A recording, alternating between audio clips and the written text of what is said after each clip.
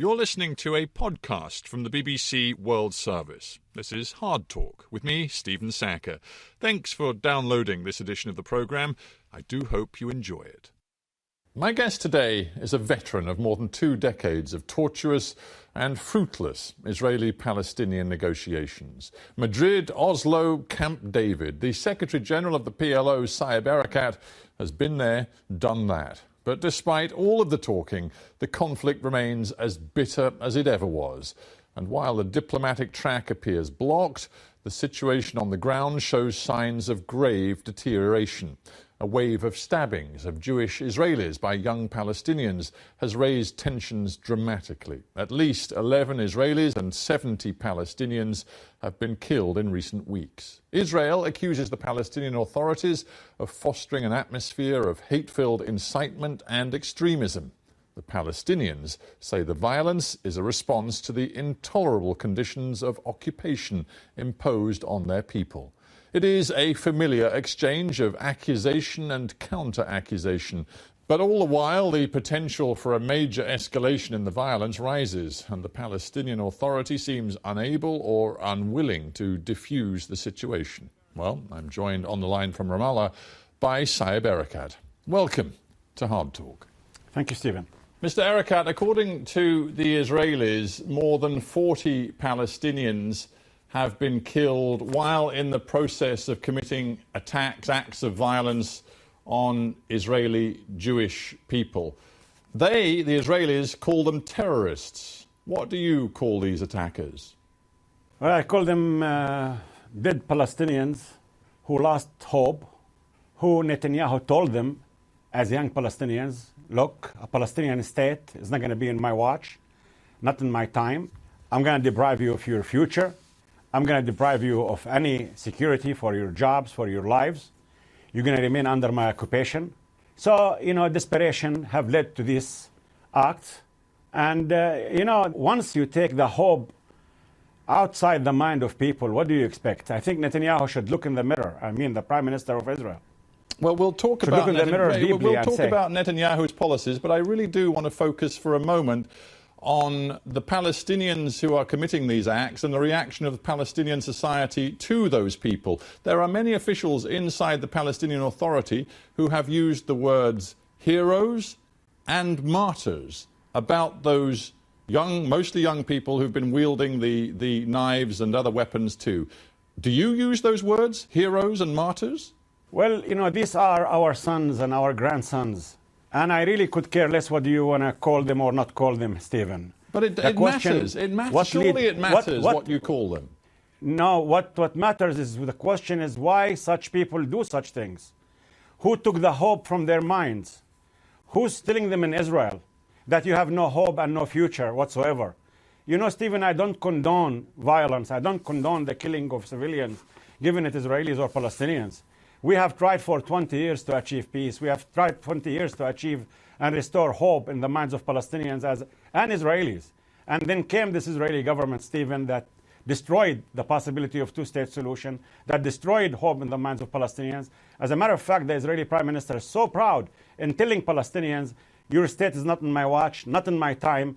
So please, Stephen, the question is, what if your sons were under Israeli occupation? What if they were deprived of their right to live, to have jobs, to have dignity, to have a future like you and your sons? What would you do? What would they do? This is the question. The question is that this occupation is the source of evil. This occupation is the source of desperation. And I condemn the continuation of this occupation. And I condemn those who tolerate and support this occupation. Because at the end of the day, we have Palestinians killed, we have Israeli killed, and the only answer to these killing fields out there is not by more violence. The answer is to provide for a solution of a Palestinian state to live side by side the state of Israel in peace and security on the 1967 lines. Understood. That's the only answer for this violence. Your condemnation of the occupation is on the record. And you have just said to me that the only long-term solution has to be an Israel and a Palestinian state living side by side. If you are serious about that, you have to surely address the question right now of incitement, because the Israeli public believes that the Palestinian Authority, and certainly Hamas in Gaza as well, are allowing and creating an atmosphere where incitement thrives. You will know better than I that just a few days ago the Israeli UN ambassador stood up at the UN. He brandished an instructional card that he said was circulating in Palestinian schools, which had a diagram and a title, "How to Stab a Jew." How can that sort of thing be allowed to happen? No, I'm not saying that we're free of incitement. I'm not saying that we're perfect. I'm not saying that we do everything in accordance with what we want to do or not to do. But, Stephen, you heard last week the Prime Minister of Israel absolving Adolf Hitler and blaming the genocide and the Holocaust and the most evil chapter in human history, which took place at the hands of the Nazis, on the Palestinians, which meant that this kind of incitement, he's telling Israelis, their prime minister, that you should hate Palestinians more than Nazis.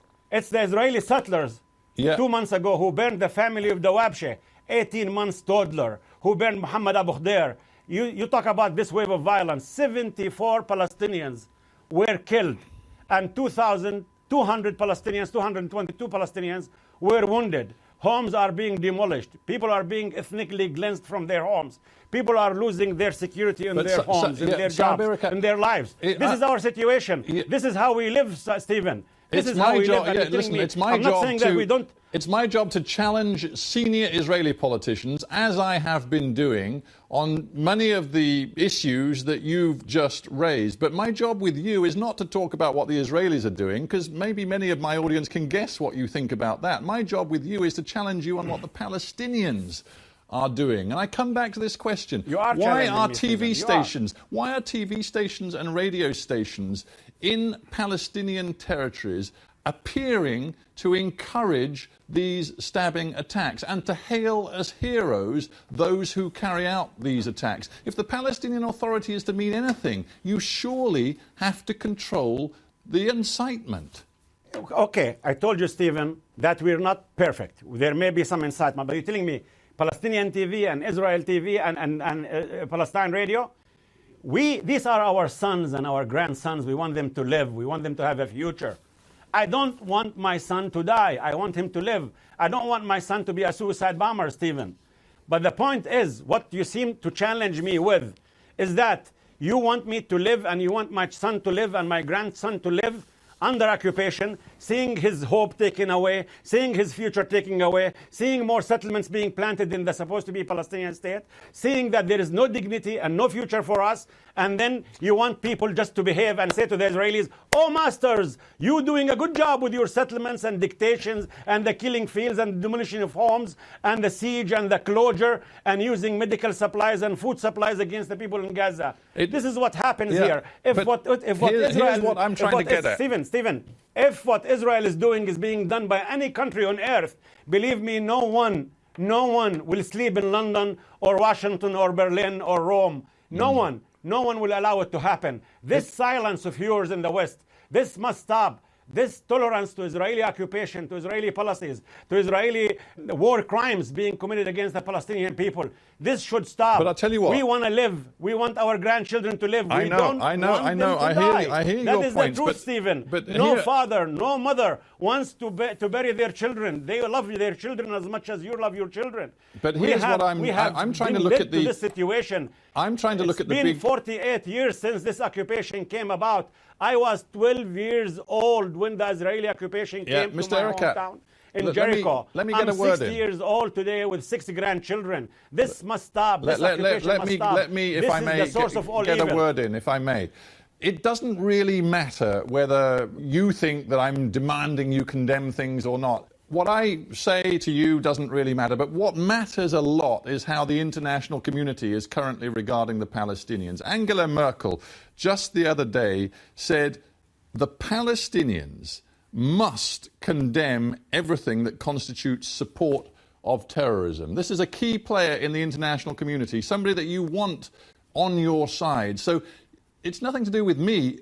People like Angela Merkel want to hear clear condemnation and resultant action from your Palestinian Authority to ensure that you are seen to be combating incitement. Well, I'm sure that Madam Merkel, who I met many times and who I have the greatest respect with, she knows very well, as much as you do, Stephen, as much as Mr. Cameron, as much as Mr. Obama or Mr. Holland, they all know that we have recognized the State of Israel's right to exist in peace and security on 78% of historic Palestine. We have accommodated and want to live and let live. And she knows, Madam Merkel, she knows that the side that is obstructing the two-state solution and that's dictating more settlements and more dictations and more killing fields and more humiliation to Palestinians are the Israelis. I think Madam Merkel should condemn the policies of the Prime Minister of Israel, Bibi Netanyahu, not to condemn. We are defending ourselves while Israel is defending its occupation, while Israel is defending its settlement. Israel is not defending itself, Stephen. This is the message from me to all those who have some conscience, some values. We are defending our way of life. We are defending our children. We don't want them to die. And as I told you, I don't condone the killing of civilians, whether Israelis or Palestinians, but we need to get to the source of this situation. Let me ask you a few questions, otherwise it won't really be an interview. You say the worst is yet to come. It seems to me that right now, in the territories, it is clear that yet again Hamas is driving the agenda here. Talk to any Palestinian analyst of politics and they will say that the current surge in violence is yet again playing into the political agenda of Hamas. You know, Stephen, what's happening out there is very, very deep. I challenge any Palestinian, any political party, to say that we're organizing what's happening outside.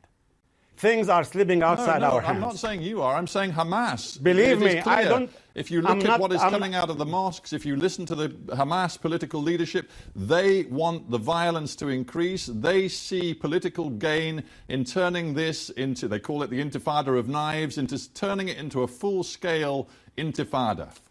Once again, Stephen, what's going out there is a very deep thing. It's a new development. I've never seen such developments before. All I'm telling you, that Palestinians are giving up on me, on people like me, on people who promised them 20 years ago, who told them, I told my people, we stop violence. We don't use any act of violence. We recognize the State of Israel. We're going to get independence through negotiations. And they believed us. They gave us all the time in the world for 23 years.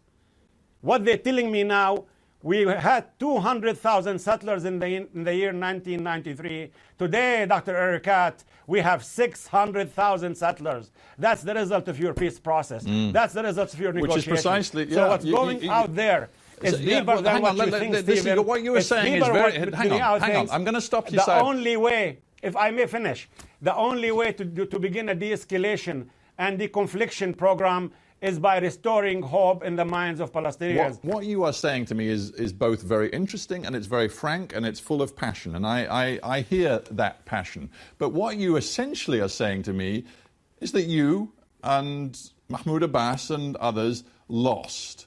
That Oslo is dead, that the two-state solution in the minds of most Palestinians has died. Isn't that it?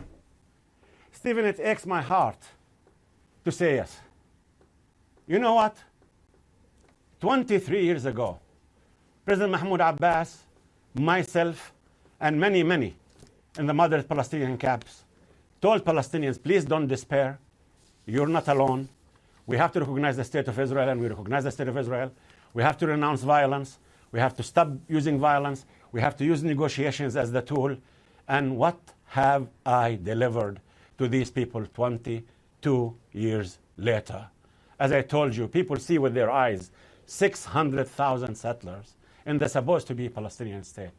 Netanyahu has managed to succeed in destroying people like me, in making people like me, the moderates, the people who recognize the State of Israel, the people who want to live and let live, the people who want to save lives of Israelis and Palestinians. Yes, he won over us. He defeated us. He won with his camp of those who don't see us and refuse to see us. And they only see their occupation, their settlements, their dictation. And they believe that if they ignore facts, it could mean that doesn't exist. What exists today is that, Mr. Netanyahu, I hope that you're listening to me. Look in my eyes. Walk me through the day after. You managed to destroy the two-state solution. You managed to destroy hope. Does this bring you security or peace? Does this bring Israelis and Palestinians peace and security? You know what? What have you done? Where have you taken us? And to those, only Netanyahu can answer those questions directly, and I hope to have an opportunity to put them to him. But Prime Minister above the laws of man. That's what they need to do now. What I need to ask you is, given what you've just said to me, what are you going to do? You're not going to walk away. You've spent 23 years on this and you've never walked away, so I assume you're not going to walk away now. Mahmoud Abbas is 80 years old. You're appreciably younger. There is a question of where the Palestinian leadership goes from here. I just looked at a poll done by one of the most respected Palestinian polling organizations. Nearly 2/3 of Palestinians want Mahmoud Abbas to resign. They do feel he has had his day. So what should the Palestinians do now? Are you interested in taking over the leadership? If not you, who? Because Palestine surely needs some new leadership. I think we have a new leadership called the Israeli occupation. Mr. Netanyahu restarted and reestablished his occupying forces, his occupying power. They are all over. Stephen, I'm 60. And as you said, Abu Mazen is 80. Those Palestinians who belong 60 up, 60 plus, we are 4% of the population. 94% of the population are telling us, what have you brought us? You're right. You're right. I think it's time for us to take the decision. It's time to invite Mr. Netanyahu to take over, because he's destroying the Palestinian Authority. He's destroying the two-state solution. He's destroying hope. And then you begin the question of telling me, why are these kids doing this? Why is this incitement? He destroyed everything. He destroyed hope. Once you destroy the future of people, once you destroy the future of young. Stephen, I have a 26% unemployment in the West Bank and East Jerusalem. I cannot compete with Abu Bakr al-Baghdadi. You know Abu Bakr al-Baghdadi. Yes, Abu Bakr al-Baghdadi, the thug and the horrible and the evil. I agree with you. I should be defeated. He's promising these young, desperate Arabs 70 virgins and castles. I cannot afford to promise a one-bedroom apartment. I cannot find a job because Netanyahu has destroyed any prospects that is precisely for peace Mr. or prosperity Netanyahu's for the point. two-state He says that there is real evidence that young Palestinians today are behaving in as radical and as extreme a fashion as so-called Islamic State. That's why you plays upon this notion of extraordinarily dangerous terror coming from your territories. And you're, in essence, saying, you know what, that is Palestine's only option. No, sir, I'm not saying that, Stephen. I told you the only option is peace. Nobody benefits more from succeeding in peace more than Palestinians. And no one stands to lose more in the absence of peace more than Palestinians. It is 74 Palestinians, young people, 13 to 20 have been killed. More than 2,000 wounded, mostly maimed forever. No one stands to lose more in the absence of peace more than us, and that's the truth, Stephen. What I'm saying to Mr. Netanyahu, why now you destroyed hope, you destroyed the two-state solution, you made more settlements than any other prime minister in the Israeli history. Sir, can you walk me through the day after? Can you walk me through from the River Jordan to the Mediterranean the day after? We don't have much more time, and you have made that point. Do you see more peace and more security and more prosperity?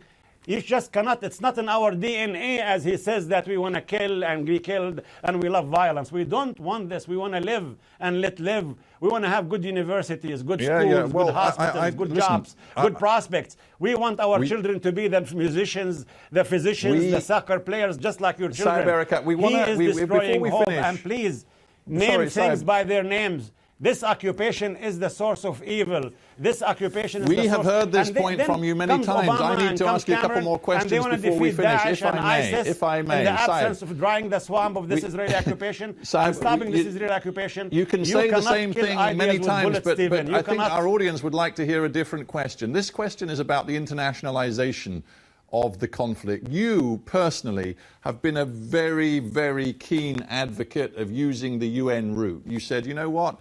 You know, the dialogue with the Israelis isn't working. We're now going to leverage whatever influence we can use at the United Nations, in the international community, to move this thing forward. You've made one big effort at the UN Security Council to try and get the Council to put a stamp on the two-state solution. The Saudi Arab plan, I think, was the basis of it. The Security Council rejected it. You've said in recent days you want to go back to the Security Council and try that route all over again. When are you going to acknowledge that that isn't going to work for you? The Security Council, the UN, they are not ever going to give you what you want. Stephen, imagine if you were to be my son. If you were to be my son, who's 23 years old, and I'm telling you, I cannot get you independence through negotiations. I cannot get a Security Council resolution reiterating your right to a statehood or to freedom. I cannot get you to go to get an investigation committee from the International Human Rights Council to investigate what takes place on the ground. I cannot get you any hope whatsoever that one day you will be free. Stephen, what would you do? What would you think? Because that's the real tragedy. That's I'll my tell dilemma. you what I would think. Let me answer your question. I could not do it through negotiations. I told Palestinians, Stephen, please allow me to finish. Please, hear me, see me, hear me. I was telling Palestinians, please don't despair. Don't use violence. We're going to go to the Security Council and get the resolution for a state. They closed the door in my face. We're going to go to the International Human Rights Council in Geneva and get an investigation committee. They closed the doors in our face. We're going to get you a state through negotiations. And Netanyahu closed the doors in my face. Well, you asked me what I would think. If you said that to me, you said, what would I say? What I'm going to do, I would say this to you. What I'm going to do is once again say that Netanyahu may succeed in destroying the two-state solution, but for Palestinians and Israelis, there is only one option. If not this year, next year, in 10 years' time, is to live and let live. It's a two-state solution. It's Palestine to live side by side the state of Israel in peace and security on the 1967 lines. That's the only option. I couldn't do it through the Security Council. I couldn't do it through negotiations, not because I failed, because I was foiled by the likes of Bibi Netanyahu. I have interviewed you many times over many years. I have never heard you this bleak, this negative, this despairing. Is it all over for you? You know, if I answer you in any way, I may cause more death. I just want to keep a ray of hope. Because I know at the end of the day, violence will breed more violence. Violence is not the answer. I know that the answer is for someone in the international community to bring to the Security Council a resolution reiterating the two-state solution within a specific time frame, with an international conference, saying the state of Palestine to live side by side the state of Israel on the 1967 lines. Now, if people ask me, well, how come you failed? I could not deliver. That is the truth. Right. Now, do I leave? I'm thinking about it. I'm seriously thinking about it, Stephen. I'm seriously thinking about it because there is much that I can take from my own family, from my own neighbors. I look them in the eyes. I was unable to deliver. And that is the truth. Saeb Erekat, thank you for being on Hard Talk. That was an edition of Hard Talk presented by me, Stephen Sackur. For details of our complete range of podcasts and our terms of use, go to bbcworldservice.com/podcasts.